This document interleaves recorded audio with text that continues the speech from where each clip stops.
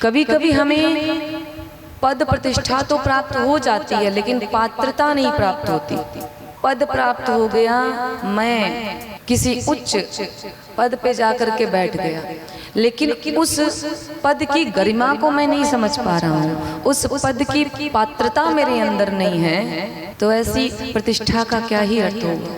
सुखदेव जी कहते हैं कि जिस दिन दूसरे की उन्नति को देख करके आपके हृदय में आनंद आने लगे, दूसरे का बनता हुआ कार्य देख करके आपको प्रसन्नता होने लगे, उस दिन समझ लीजिएगा कि आप संसार के सबसे योग्य व्यक्ति हो और आपके भीतर श्रीमद् भागवत कथा श्रवण करने की पात्रता आ गई है।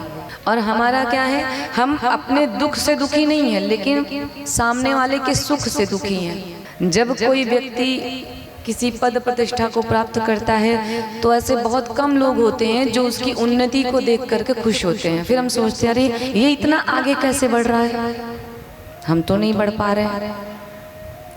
ऐसा क्या करूं कि जिससे मैं जितना आगे बढ़ा है उतना ही मैं इसको खींच करके पीछे ले जाऊं। तो जब तक आपके मन में ये भाव है ना, तब तक आपके भीतर योग्यता और श्रीमद् भागवत कथा की पात्रता श्रवण करने की नहीं आ सकती।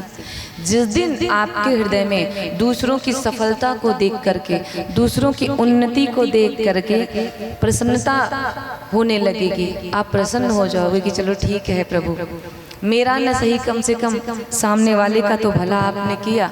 उस दिन आप संसार के सबसे योग्य व्यक्ति माने जाओगे।